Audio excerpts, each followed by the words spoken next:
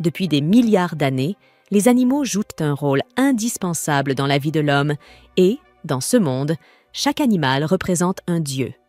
Les dieux béniront l'humanité lorsqu'elle atteindra un certain âge. Aujourd'hui, c'est le jour de cet événement important. Sophia Riller hérite officiellement du pouvoir d'un des milliers de dieux. 6 camarades de classe ne l'aiment pas à cause de ses cheveux roux. Sophia tire la carte qui lui est réservée. Comme elle manque de confiance en elle, elle veut tirer la carte du dieu taupe pour rester dans l'ombre. Malheureusement, la carte de Sophia est le dieu gorille, qui est à l'opposé de sa personnalité. À l'heure du déjeuner, ses amis demandent quelle carte Sophia a reçue. Tout le monde pense que, quel que soit le choix de Sophia, il n'est pas aussi bon que celui de Carissa. Heureusement, une personne âgée célèbre vient à l'école à ce moment-là, ce qui attire leur attention. Sophia en profite pour aller déjeuner ailleurs. Dans cette école royale pour les enfants de nobles, c'est très grand. Les élèves sont formés à tout ce qui se fait de mieux dans le monde pour qu'ils n'aient pas à s'inquiéter de leur avenir. Sophia s'est rendue compte que les garçons essaieraient de nouer des relations afin d'avoir du soutien après l'obtention de leur diplôme, tandis que les filles chercheraient à épouser des hommes riches et puissants. La hiérarchie ici est déterminée par le statut social de la famille. Comme Sophia est seulement la fille d'un comte d'une région reculée, elle est souvent victime d'intimidation. Elle sortait une pomme pour le déjeuner, mais elle l'a écrasée sans s'en rendre compte. Bien qu'elle ait reçu la puissance extrêmement forte du gorille, elle ne peut pas la contrôler. Depuis qu'elle a reçu cette bénédiction, elle a accidentellement détruit de nombreuses choses. Après avoir parlé avec le directeur, celui-ci a également été choqué par la carte de Sophia. Il a dit qu'il s'agissait d'une capacité très rare que presque personne n'avait obtenue. C'était la première fois qu'il voyait quelqu'un tirer une carte de gorille comme celle-là. Selon les archives, elle est si rare qu'elle n'apparaît qu'une fois tous les 50 ans. On raconte que la bénédiction du dieu gorille est la plus puissante parmi les capacités de combat. Sa force physique est 7 fois supérieure à celle d'un humain et sa force de préhension est également très élevée, dépassant les 500 kg. Alors que Sophia réfléchissait, un petit écureuil est soudainement apparu pour quémander de la nourriture. Sophia lui a donné un gâteau. Dans l'après-midi, après l'école, elle est allée voir le directeur pour demander ce qui se passait. Il lui a dit qu'il y avait une lettre d'invitation pour être recrutée par les chevaliers royaux. Elle ne serait pas obligée de rejoindre immédiatement. Cependant, c'était une bonne opportunité de développement. De plus, elle devait réussir l'examen d'entrée. Si elle le réussissait, elle devrait acquérir de l'expérience en tant qu'apprentie chevalière. Sophia demanda pourquoi il l'avait choisie. Le directeur répondit que la personne bénie par le dieu gorille devait naturellement appartenir à la classe des guerriers. Par le passé, des personnes comme elle étaient également devenues des guerriers. Chevalier royal, cela sonnait noble, mais c'était trop prestigieux pour quelqu'un ayant une faible estime d'elle-même. Mais si elle refusait, elle risquait d'être arrêtée pour avoir défié les ordres du royaume. Elle alla dans le jardin et vit que les gâteaux avaient été mangés. Sophia pensa que c'était l'écureuil qui les avait tous mangés. Elle s'inquiétait que sa vie paisible soit sur le point d'être bouleversée. Pour éviter cela, elle comptait faire semblant d'échouer à l'examen d'entrée. Quelques jours plus tard, Sophia se rendit à l'endroit où se déroulait l'examen. Elle aperçut un vieil homme en difficulté avec une charrette de gâteaux cassés. Sophia pensa qu'elle pouvait l'aider grâce à la puissance du dieu gorille et décida de l'aider. Une fois terminée, elle se perdit. Soudain, un bel homme vint lui parler. Sophia dit qu'elle était perdue et avait besoin d'aide. Lorsqu'il comprit qu'elle cherchait le centre d'entraînement des chevaliers royaux, il lui indiqua la direction. Elle le remercia et repartit. Enfin, elle arriva dans la zone d'entraînement. Il y avait de nombreux candidats, ceux qui rendaient Sophia timide car elle ne connaissait personne. Elle voulait rentrer chez elle sur le champ, mais elle devait encore essayer d'échouer au test pour mener une vie paisible. Un groupe de personnes en costumes royaux fit son apparition. Sophia reconnut le garçon qu'elle avait vu plus tôt. Il était l'examinateur et remercia tout le monde pour leur présence aujourd'hui. Il se présenta sous le nom de Louis. Les candidats appelaient ce jeune homme le plus jeune chevalier. La première épreuve commença. Ils allaient tester la vitesse de chaque participant. Les candidats devaient courir 100 mètres jusqu'à la ligne d'arrivée le plus rapidement possible. Un garçon, confiant dans la force de ses jambes, se leva pour donner l'exemple. Il se présenta sous le nom d'Isaac.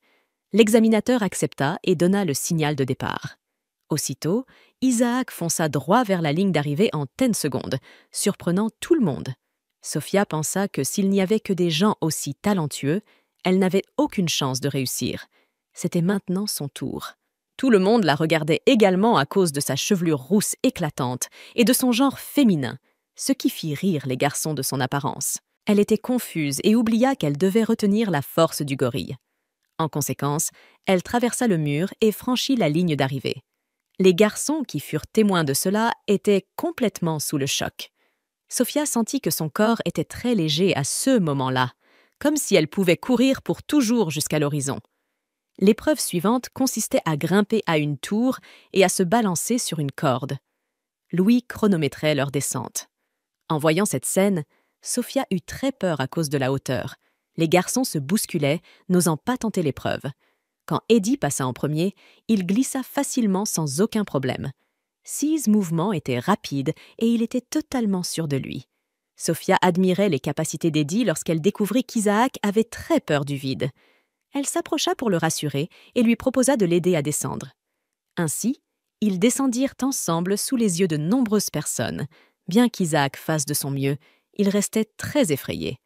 Elle lui conseilla de ne pas regarder vers le bas. Il ferma les yeux et suivit simplement la sensation dans ses jambes pour glisser lentement. À ce moment-là, un vent fort souffla, faisant perdre l'équilibre à Isaac, dont la corde de sécurité se rompit. En voyant cette scène, Sophia utilisa la force du gorille pour rattraper Isaac. Bien qu'elle le tienne d'une seule main, elle ne ressentait aucun poids. Cependant, l'incident continua car le crochet ne pouvait pas supporter le poids des deux. Heureusement, l'instinct du gorille s'activa. Sophia retint Isaac de manière à encaisser tous les dégâts à sa place. L'impact fit trembler le sol. Isaac était très reconnaissant d'avoir été sauvé. Tout le monde commença à prêter davantage attention à ce duo. Louise annonça que la compétition allait continuer et demanda à tout le monde de se remettre en place. Sophia fut appelée ailleurs car elle avait une blessure au bras. Cependant, grâce à la bénédiction du dieu gorille, elle ne ressentait aucune douleur. Louis remarqua qu'Isaac aimait vraiment cette fille. Il lui prit alors la main et la massa, ce qui la surprit. Elle ne s'attendait pas à ce qu'il affiche un visage timide. En réalité, Louis était très curieux à propos du bras qui avait permis de retenir Isaac durant la chute. D'après les résultats du test de vitesse, il pensait qu'elle avait un talent pour la course, mais il ne s'attendait pas à ce que ses bras soient aussi puissants. Après avoir bandé sa blessure, Sophia fut emmenée à l'extérieur. Pendant ce temps, tout le monde participait à l'épreuve d'escrime. Tout le monde était fatigué, mais avait encore assez d'énergie pour casser les armes des autres. Sophia était secrètement soulagée d'avoir été appelée à l'infirmerie, car cela signifiait qu'elle ne participerait pas à ce test. Elle pensait peut-être avoir échoué. Cela signifiait qu'elle avait accompli son objectif en venant ici. Cependant, elle ne pourrait plus revoir Louis. Elle se rappela qu'ils appartenaient à des classes sociales différentes, donc ils ne pouvaient pas tomber amoureux. Elle retournerait à sa vie normale, comme elle l'avait souhaité. L'après-midi, après que tout le monde eut terminé l'épreuve, ils furent renvoyés chez eux pour attendre les résultats. Louis remercia Sophia pour ses efforts aujourd'hui. Grâce à elle, personne n'avait été blessé. Isaac accourut avec une expression inquiète et lui demanda comment allait sa blessure. Il s'était inquiété pour elle depuis le début du duel à l'épée. Sophia le rassura et lui dit qu'elle allait bien, ce qui le soulagea.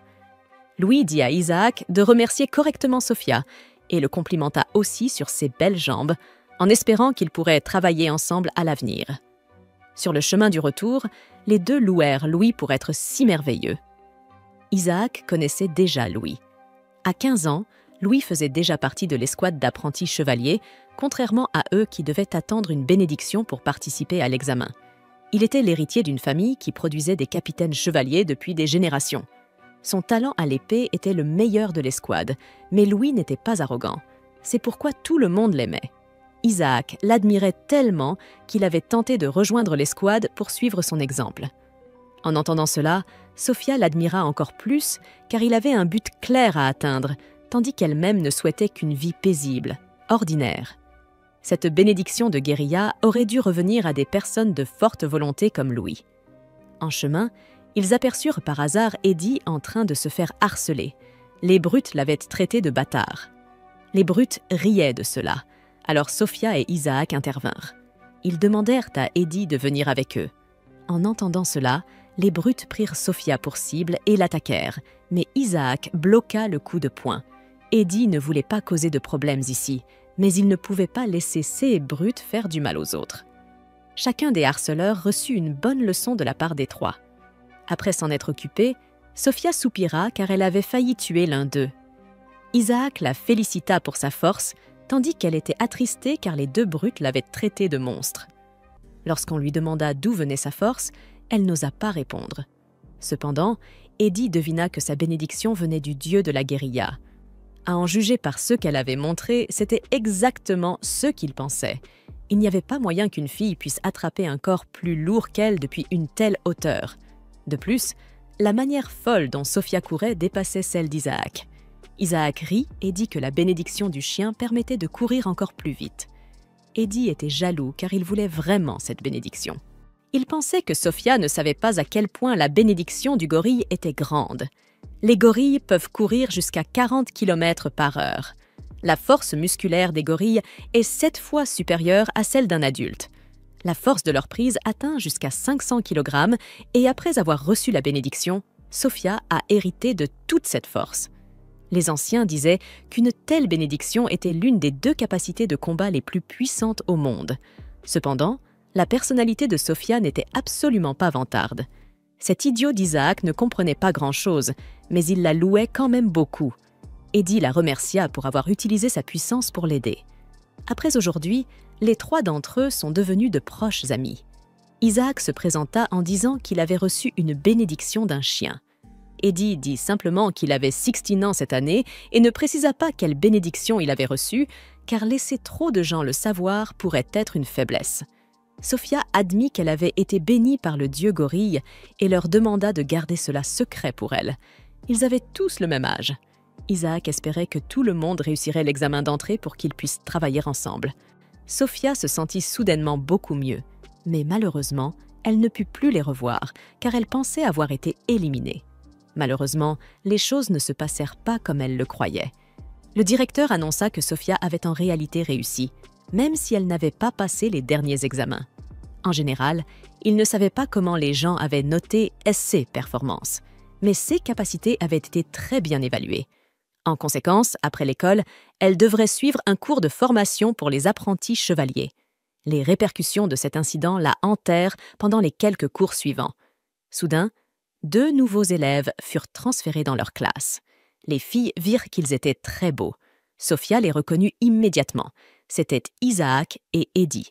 Sophia ne voulait pas que ses camarades de classe sachent qu'ils se connaissaient, alors elle tenta de se cacher. Malheureusement, Isaac la vit et l'appela par son nom. Sophia sourit maladroitement et fit ses adieux à sa vie scolaire paisible. Après que les 3 soient sortis ensemble, elle leur demanda de garder le secret sur le fait qu'elle avait rejoint les apprentis chevaliers. Même s'ils ne comprenaient pas vraiment pourquoi, ils acceptèrent. Isaac demanda avec curiosité pourquoi elle voulait le cacher. En réalité, comme les 2 garçons étaient très beaux, si les filles de l'école savaient qu'elle allait travailler avec eux pendant longtemps, elles la détesteraient. Elle leur demanda donc de mentir en disant qu'elle les avait seulement rencontrés une fois quand elle était petite. Après leur discussion, les 3 virent une foule rassemblée. Sophia se demanda qui pouvait être aussi populaire. Il s'agissait de Louis. Lorsqu'il vit les 3, il les salua immédiatement et appela Sophia par son nom, ce qui fit que tout le monde la regarda d'un air furieux. Il dit qu'il était élève dans cette école, mais qu'il venait rarement en cours et travaillait la nuit, donc peu de gens le connaissaient. Il se présenta à nouveau, disant qu'il avait 18 ans et qu'il était leur aîné. Il félicita les 3 pour avoir réussi. Avant qu'il ne puisse terminer, Sophia lui couvrit immédiatement la bouche et le poussa au loin. Heureusement, Louise était très fort, donc il n'eut aucun mal. Elle lui demanda de garder le secret sur le fait qu'elle était une apprentie chevalière de nuit. Plus importante encore, une atmosphère sombre semblait émaner de lui. Comme prévu, après être retournées à leur place, les filles l'interrogèrent. Marissa voulait savoir quel genre de relation Sophia avait avec le seigneur qu'elles admiraient. Sophia répondit qu'ils ne s'étaient rencontrés qu'une seule fois et qu'il n'y avait aucune relation entre eux. Elles ne la crurent pas, car elles avaient vu Louis lui sourire de façon très intime. De plus, elle était aussi proche des 2 nouveaux élèves transférés. Les filles devinèrent qu'elle les connaissait déjà auparavant et voulèrent savoir si Isaac et Eddie avaient des petites amies. À ce rythme, l'heure du déjeuner allait passer. Alors Sophia trompa tout le monde en les distrayant du regard, puis s'enfuit à la vitesse d'un gorille. Elle pensait que tout était réglé, mais 2 garçons vinrent s'asseoir avec elle, ce qui attira encore plus l'attention sur elle. Eddie était agacé car les élèves de cette école n'arrêtaient pas de lui poser des questions sur ses passe-temps, ce qui le fatiguait. Isaac vit que Sophia mangeait trop peu et voulut lui donner un morceau de steak, ce qui rendit les filles encore plus furieuses. Louis arriva ensuite pour manger avec eux. Le lendemain, c'était la cérémonie d'initiation, et il leur demanda s'ils étaient prêts. Avant qu'il ne puisse finir sa phrase, Sophia se dépêcha de manger et s'enfuit. Louis montra de l'inquiétude pour elle, ce qui la fit soudain se sentir coupable. Pendant qu'elle réfléchissait, Louis la poursuivit et lui apporta un morceau de gâteau.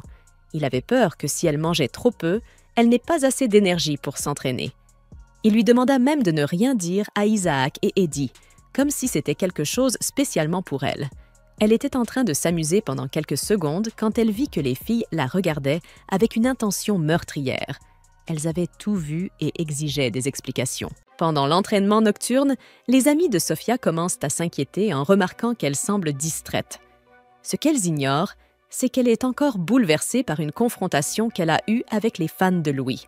Elle ne s'attendait pas à ce qu'ils viennent jusqu'à son dortoir pour l'interroger sur sa relation avec lui. Pour éviter les conflits, elle avait inventé une histoire selon laquelle elle et Louis se connaissaient depuis l'enfance, car leurs parents étaient amis. Carissa, satisfaite de cette réponse, s'était éloignée après avoir qualifié Sophia de « peu raffinée », une remarque qui hante Sophia tout au long de la journée. Bien qu'elle ait réussi à désamorcer la situation, Sophia n'arrivait pas à oublier l'insulte. 6 pensées tourbillonnaient autour des paroles de Carissa. Elle en vient à se dire que Carissa n'avait pas tort, car Sophia avait toujours été désordonnée, anormalement grande et trop maigre. Et maintenant, avec en plus la force d'un gorille, elle se sent plus déplacée que jamais. Comparée à Louis, elle n'avait rien de spécial. Les filles ne devraient même pas être jalouses. Quelqu'un comme elle ne mérite même pas son attention. 6 pensées sont interrompues lorsque l'attention est appelée pour la nuit. Le grand maître Ernst entre dans la cour, sa présence captant immédiatement l'attention. Il se tient devant le groupe et les félicite d'avoir réussi les examens nocturnes et de leur volonté de servir le royaume. Il leur rappelle qu'en tant que chevaliers, ils doivent maintenir une image noble et raffinée. Tout manquement à cela déshonorerait le nom des chevaliers. Le discours suscite de l'anxiété chez Sophia. Tout le monde autour d'elle semble fier de faire partie de l'ordre, arborant leur titre avec fierté. Pendant ce temps, elle se sent comme une imposture. Son cœur se serre encore plus lorsque le grand maître Ernst la réprimande pour ses mèches rebelles, la figeant d'horreur et de gêne. Ce soir-là, de retour dans son dortoir, elle se tient devant le miroir et tente de réparer elle-même ses mèches. Mais le résultat est catastrophique. Son essai pour arranger ses cheveux se termine en un désastre inégal. Et pire encore, elle casse accidentellement les ciseaux à cause de sa force incontrôlable. Le lendemain, Sophia se rend dans la capitale royale pour trouver un vrai coiffeur. La place est animée par la fête, mais elle ignore la foule, concentrée uniquement sur son apparence. En passant devant une boulangerie, elle s'arrête, momentanément attirée par une tarte aux fraises en vitrine. Mais une voix familière l'appelle par son nom. Elle se retourne et voit Louis, surpris de la croiser dans la capitale. Gênée, elle cache rapidement ses mèches avec ses mains, mais lorsqu'il mentionne bien connaître le quartier, elle lui demande s'il peut lui indiquer un coiffeur. Louis la guide à travers les rues de la ville jusqu'à un petit salon discret. Sophia est surprise par l'apparence robuste du coiffeur. Il ressemble plus à un mercenaire qu'à quelqu'un qui coiffe des cheveux. Malgré tout, elle s'assoit comme il le lui demande et retire lentement l'écharpe qui couvrait sa tête. Au moment où il voit l'état de ses cheveux, l'homme la réprimande sévèrement pour sa coupe irrégulière. Lorsque Sophia demande une coupe courte, il s'irrite et se tourne vers Louis, lui demandant si la fête de l'école approche. Après que Louis confirme, l'homme dit à Sophia qu'il conservera sa longueur actuelle, mais qu'il réparera les dégâts en taillant sa frange et en coupant les parties abîmées pour lui donner une apparence propre et soignée. Rassuré d'être entre de bonnes mains, Louis quitte le salon puisqu'il doit encore effectuer sa patrouille. Pendant la coupe, Sophia s'endort sur la chaise. Lorsqu'elle se réveille, elle cligne des yeux devant le miroir, incrédule. 6 mèches inégales et hachées ont disparu, remplacées par une coupe nette et stylée qui encadre parfaitement son visage.